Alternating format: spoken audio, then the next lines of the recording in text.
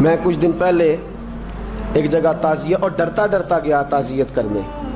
پرانے جاننے والے تھے, دوستوں کا رشتہ تھا, تو میں ایک ہی بیٹا تھا, تو وہ مجھے پتا چلا کہ ٹرین ایکسیڈنٹ میں انتقال کر گیا. تو میں ڈرتے ڈرتے گیا کیونکہ معاملہ مشکوک تھا. اور جب میں تعزیت کے لیے اندر پہنچا تو ہمارے جو انکل تھے, جن کا میرے دوست تھے, وہ ان کے کچھ عزیز کہنے لگا کہ حضرت جی آپ کے ساتھ والے باہر جا سکتے ہیں؟ تو میں نے کہا چلے جاتے ہیں. میں دوستوں کو گاڑی میں بھیج دیا, اور جب میں نے اس سے بات چیت کی, کہنے لگا میرا بیٹا ایکسیڈنٹ تو میں نے بنایا ہے, وہ تو خودکشی کر کے مرا ہے. شادی کے 11 سال بعد خدا نے ایک بیٹا دیا تھا, اور مجھ سے غلطی یہ ہوئی, میں نے کہا میرے بیٹے کو تکلیف کوئی نہ آئے. اس کے منہ سے جو نکلا میں نے اسے دیا, جو اس نے مانگا میں نے دیا. کہتا ہے جو شخص 16,000 مہینے کا کمائے اور بیٹے کو 40,000 کا موبائل خرید کے دے, کہتا ہے میں نے ہر سہولت اسے دی. پھر ایک امیر کی لڑکی سے یونیورسٹی میں پڑھتے ہوئے اس کا تعلق بنا. بچی کے میسج بھی میں نے اپنے موبائل, اس بچے کے موبائل میں دیکھے, اور اس لڑکے نے جو میسج سینڈ کیے وہ بھی میں نے دیکھے. پھر میں گھر پہنچ گیا, میں نے بیٹے سے منتیں کی کہ بیٹا وہ ہمیں رشتہ نہیں دیں گے, ہماری برادری بھی چھوٹی ہے اور ہمارے جیب میں پیسے بھی کوئی نہیں. پھر میں ان کے گھر گیا, بیٹا نہ مانا, اور میں نے اس شخص کو بلا کے کہا تیری بیٹی کے میسیج ہیں, خدا را خیال کر, اور تیرے تو 7 بچے ہیں, میری گود میں تو ایک ہی پھول کھلا ہے, میں کدھر جاؤں, خیال کر. اس نے کہا دوبارہ تو نے نام لیا تو ایسے کیس میں باپ بیٹے کو پھنساؤں گا کہ ساری زندگی نکل نہیں سکو گے. نے کہا میں نے بیٹے سے کہا کہ بیٹا میں نے پگڑی تک رکھی ہے پر مجھے رشتہ نہیں ملا, تو باز آ جا. کہنے لگا 3 راتیں میرا بیٹا سویا نہیں, اور مجھے کہنے لگا حضرت جی وہ 4تھی رات سویا ہے تو دوبارہ اٹھا نہیں. مجھے کہنے لگا مجھے اجازت دو کہ میں اس بیٹی کو بھی قتل کر دوں اور اس کا باپ بھی قتل کر دوں, میرا تو گھر اجڑ گیا نا. وہ کہنے لگا میں کبھی کبھی دوستوں کے پاس جا کے رات گزار لیتا ہوں اور میں اپنے دل کو سکون دے لیتا ہوں, لیکن اس کی ماں اس کے جوتے سینے سے لگائے پھرتی ہے, اس کی اماں اس کے پرانے کپڑے لے کے سینے سے لگائے پھرتی ہے. کہنے لگا حضرت جی کوئی کوشش کرو, کوئی دعا کرو کہ اللہ مہربانیاں کرے. میں کہہ تو نہیں سکا ان سے, لیکن میرے دل میں خیال آیا کہ کس نے کہا تھا کہ بچہ یونیورسٹی میں کو ایجوکیشن میں داخل کراؤ, کس نے کہا تھا کہ اس کے ہاتھ میں آگ کا انگارہ دو. میرے دوست, آپ تیز آنچ تیز آگ جلا کے اس کے قریب مکھن رکھو, اور پھر مکھن سے کہو کہ ڈلنا نہ, پھر مکھن سے کہو کہ پگھلنا نہ. بھئی تیز آگ قریب جلا دی اور تو کہتا ہے پگھلنا, یہ کیسا ممکن ہے؟ ہو سکتا ہے؟ بولیے نا, ہو سکتا ہے؟ لڑکا اور لڑکی کٹھے کالج میں پڑھیں, ایک کمرے میں رہیں, ایک چھت کے نیچے رہیں, ایک دوسرے کو دیکھیں, نام جانیں, فون نمبر پاس ہو, اور پھر کہنا کہ تم عشق کا چکر نہ لڑانا, کیسے ممکن ہے؟ اور بڑے سیانے بندے کہتے ہیں حضرت صاحب اعتماد ہونا چاہیے اولاد پہ. میرے نبی پاک کو اپنی بیویوں پہ اعتماد نہیں؟ عبداللہ ابن مکتوم نابینے سے ابھی آئے ہیں تو حضور نے فرمایا پردہ کر لو. حضور کو اعتماد نہیں؟ مصطفیٰ سے پاک گھر کسی کا ہو سکتا ہے؟ فرمایا پردہ کر لو, نقاب ڈالو. سونے وہ تو نابینا ہے, فرمایا تمہیں تو نظر آتا ہے نا, ڈالو نقاب. یہ اعتماد ہونا چاہیے. یہ کیسا اعتماد ہے کہ تو تیز آگ جلائے اور مکھن قریب رکھ کے اعتماد کر, یہ کیسا اعتماد ہے؟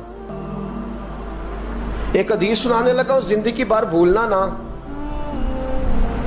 دل کی تختی پہ لکھنا یہ روایت. توجہ ہے آپ کی؟ جاگ رہے ہیں؟ باہر والوں کو میری بات کی سمجھ آ رہی ہے؟ حدیث سنانے لگا ہوں, ابن حجر اسقلانی حدیث لائے ہیں. رسول پاک صلی اللہ علیہ وسلم نے فرمایا جہاں مرد اور عورت اکیلے ہوں وہاں تیسرا شیطان ہوتا ہے. یہ تو پہلے بھی سنے ہوں گے نا اتنے لفظ. اس سے آگے ہیں ابن حجر حدیث کے لفظ لائے. یا رسول اللہ صلی اللہ تعالی علیہ وسلم، مرد اور عورت اکیلے ہوں تو تیسرا شیطان ہوتا ہے؟ حضور نے فرمایا ہاں. عرض کی حضور اگرچہ وہ نیک ہو. جاگ رہے ہیں نا آپ لوگ؟ اگرچہ وہ جہاں مرد اور عورت اکیلے ہوں وہاں تیسرا شیطان ہوتا ہے. حضور اگر وہ نیک ہو لکھ لو دل کی تختی پر. میرے رسول نے فرمایا اگر عیسیٰ کی ماں مریم بھی ہو اور زکریا کا بیٹا یحییٰ بھی ہو تو میں ان دونوں کو بھی اکیلا بیٹھنے کی اجازت نہیں دے سکتا. فرمایا عیسیٰ کی ماں مریم جو رہی مسجد میں، پلی مسجد میں، جس کی پاکیزگی کا اعلان قرآن کر رہا ہے، عیسیٰ کی ماں مریم. اور فرمایا یحییٰ صرف نبی نہیں، نبی کے بیٹے بھی ہیں. زکریا بن یحییٰ. فرمایا اگر یہ دونوں بھی ہوں، ایک نبی ہو اور ایک ولی ہو، مریم اور یحییٰ بھی ہو، مریم اور زکریا بھی ہو، فرمایا میں ان کو بھی اکیلے بیٹھنے کی اجازت ہے. تو کس نیکی اور پرہیزگاری کی بات کرتا ہے؟ تو کیسا پیر ہے اس کے پاس تنہائی میں بیٹھ کے بی بی اپنا دکھڑا سنا رہی ہے؟ تو کیسا مفتی ہے؟ اٹھا کے لے جا طریقتیں شریعتیں اور جا کے سنبھال لے اپنے جبہ اور دستار میں. وہ کوئی جبہ اور دستار نہیں، وہ گند ہے. اس لیے کہ جو نبی مریم سلام اللہ علیہا کو نبی کے پاس بیٹھنے کی اجازت نہیں دے رہے، وہ پیر کس بات کی مولی ہے جو بیبیوں کو بغیر پردے کے سامنے بٹھاتا ہے؟ اور تنہا بی بی کہتی ہے میرا دکھ سن لے. کس نے اجازت دی ہے؟ اور پھر کہنا تماشا لگ گیا، سٹنڈ لگ گیا. یہ شریعت بیان کر رہا ہوں، رسول اللہ کا فرمان بیان کر رہا ہوں، اور اس سے آگے ہمیں کسی دلیل کی ضرورت بالکل نہیں ہے. پتہ نہیں باپ کو کہ میرا بیٹا کیا کر رہا ہے. اندھی ہے وہ ماں جس کی بیٹی سارا دن نیٹ پہ بیٹھی رہتی ہے، اس کو خبر نہیں کیا ہو رہا. اور جب آگ گلے تک آتی ہے نا، داڑیاں جب جلنے لگتی ہیں تو ہمیں خیال آتا ہے یہ کیا بن گیا ہے. اور جب ماں کا دوپٹہ کھینچنے لگتا ہے نا سگا بیٹا کہ چل میرا رشتہ مانگ، پھر اس کو پتا چلتا ہے کہ یہ تو معاملہ ہی بڑا خراب کر لیا میں نے. میرے دوست، جوانی زیادہ پیسے کمانے کا نام نہیں. اگر تو قیمتی کپڑے پہنتا ہے تو تو جوان نہیں. تو 50 کلو وزن بائیں ہاتھ سے اٹھا لیتا تو تو جوان نہیں.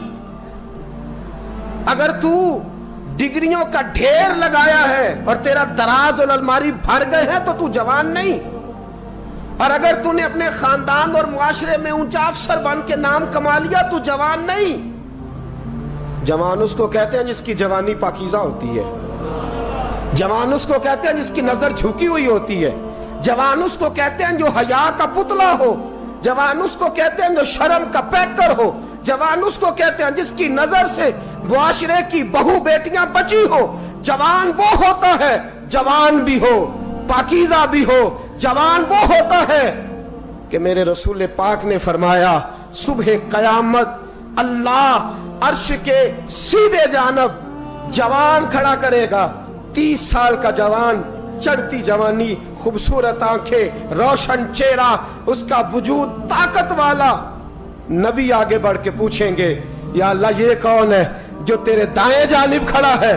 اللہ فرمائے گا یہ وہ جوان ہے کہ خوبصورت عورت نے اسے کہا تھا میرے ساتھ منہ کالا کر لے، پر اس نے نظر جھکا کے کہا تھا انی اخاف اللہ. نہ بھائی میں تو اپنے اللہ سے ڈرتا ہوں. فرمایا یہ پاک جوانی والا ہے، یہ حاجی نہیں، نمازی نہیں، یہ ولی نہیں، یہ صوفی نہیں، یہ وہ نہیں جو غوث زماں ہو، قطب دورہ ہو، پیر طریقت نہیں، مفتی وقت نہیں. یہ خالی جوان ہے پر پاک جوانی لے کے آیا ہے. یہ خالی جوان ہے پر پاکیزہ جوانی لے کے آیا. یہ خالی جوان ہے پر اس کی نظروں میں حیا بڑی ہے. یہ پاک، یہ کیا تماشا لگ گیا عشق کا چکر. اور آج جتنی مصیبتیں کھڑی ہوئی ہیں، اس عشق مجازی کے روگ نے کھڑی کر دی ہیں. ہر جوان. ہمارا ایک بچہ تھوڑے دن پہلے اس علاقے کا محمد طیب نام کا شہید ہو گیا. وہ ایک کونے میں رہنے والا, ایک محلے میں ایک چھوٹے سے کونے میں رہنے والا بچہ تھا نا. میرے ساتھ دوست موجود ہیں. صبح سے لے کر ساری رات میں افسوس کرتا رہا میں جنازے میں کیوں نہیں گیا, میں جنازے میں کیوں نہیں گیا.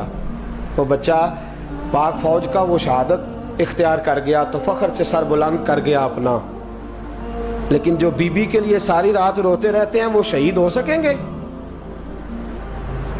جو ساری رات ٹھنڈ میں کھڑے ہو کے عورت کے ساتھ گفتگو کرتے رہتے ہیں اور جو سارا دن دل میں گند رکھتے ہیں بی بی کے لیے, ان کے ہاتھ میں تلوار آئے گی؟ یہ بہو بیٹیوں کی عزتیں بچا سکیں گے؟ عافیہ صدیقیہ جیلوں میں جل گئی امریکہ کی, اور وہ جب بھی خط لکھتی تھی کہتی تھی کوئی محمد بن قاسم نہیں بچا, وہ کہتی تھی کوئی شہاب الدین غوری نہیں بچا. اور وہ جب بھی, اب تو خیر اس کا ذہنی توازن ہی کام کرنا چھوڑ گیا, وہ بی بی جب بھی خط لکھتی تھی نا اہل پاکستان کو تو کہتی تھی پاکستان والوں بتاؤ کیا تمہارے اندر کوئی بھی خالد بن ولید کا ماننے والا نہیں؟ کیا کوئی نہیں تمہارے اندر جو علی کے نام کا نعرہ لگانے والا ہو؟ کوئی نہیں بچا جو فاروق اعظم کی سیرت کو فالو کرنے والا ہو؟ کوئی لاؤ جس کے ہاتھ میں تلوار ہو اور مجھے سمجھ آئے کہ یہ وہ ہے جو حسن اور حسین کا نام لینے والا ہے. کوئی نہیں بچا. اس لیے کہ گندگی دماغ میں, گندگی دل میں, گندگی روح میں تو اس کام کے لیے آیا تھا.